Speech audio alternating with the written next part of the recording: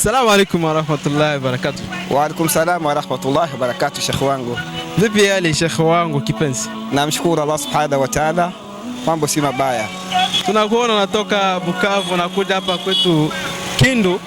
Sijui ujio wako ni gani kabisa shekhi wangu? Namshukuru Mungu, ujio wangu hapa nakuja katika ujio wa kidawa, maana mimi mwenye harakati ya kumtangaza Mungu na mtume, na malengo yangu nakuja hapa hasa kumtangaza Mungu na mtume. Mashallah. Na kwa hii wiki unapanga nini kabisa? Kwa hii wiki na harakati mbili kubwa sana za kufanya katika ardhi ya Kindu.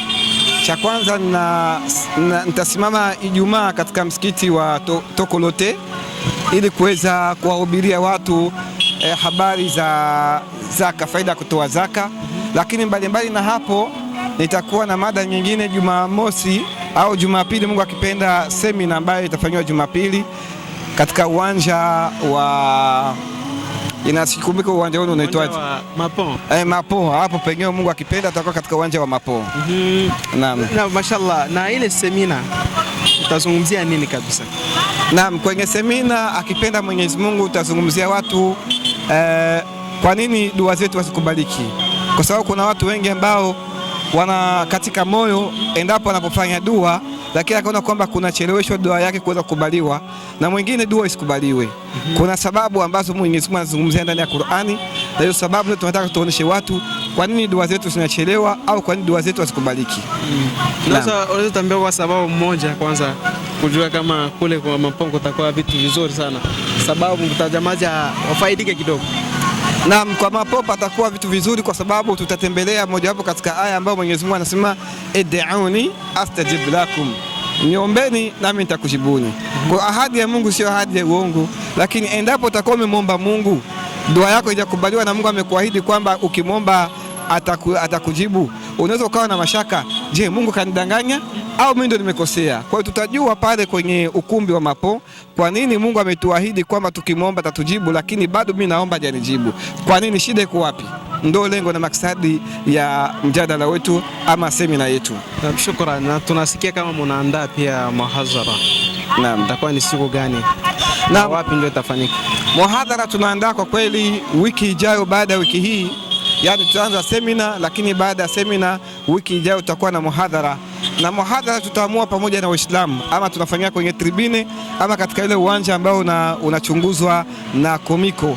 Ndio tutaangalia baada ya semina, tutaamua pamoja na Waislamu, sawa na nguvu zetu, sawa na mapenzi yetu na sawa na umoja wetu, tunaweza tukaingia kwenye uwanja wa tribune Mungu akipenda. Na ikiwa kama itatokea sintofahamu, tutakuwa katika viwanja ambavyo Komiko itatuelekeza kwenda kufanyia kwa muhadhara insha Allah taala. Mashallah. Ni shauri gani ama message gani ambayo wapashia Waislamu kwa sasa ambao wanakutazama? Na hususan Waislamu wanaotazama katika maeneo haya ya Kindu na kando kando, hususan nchi ya Kongo na nchi jirani, wale ambao ni wapendelevu wa kujua imani thabiti, naombe hasa kuanzia watu wa Kindu. Yule ambaye anaweza kawa labda mashaka na Uislamu wake, namwambia karibu katika semina na karibu kwenye muhadhara.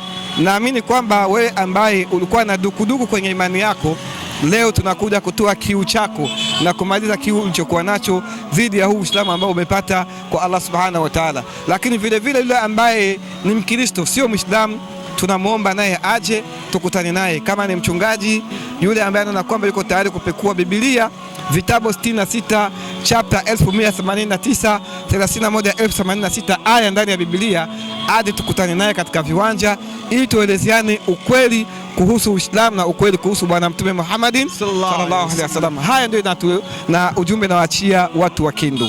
Naam. Na ni mada gani ambayo utarisha kwa ile muhadhara? Naam, kwenye muhadhara cha kwanza tuna mada ambazo zinazoeleka, mada kama vile ya tauhidi na mada ya Uislamu, lakini itategemea kama watakuwepo wachungaji kutuambia mada wanaoitaka.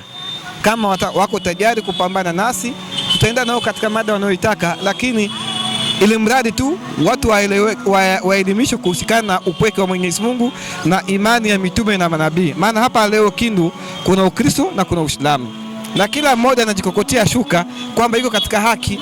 Hata tutajuaje kama uko katika haki? Kwa hiyo inabidi tujue imani ya mitume na manabii ilikuwa ni imani gani. Je, Yesu alikuwa Mkristo au alikuwa Muislamu? Naamini patakuwa patamu hapo. Mashallah. Shukrani kabisa Sheikh. Amina, kheri, baraka.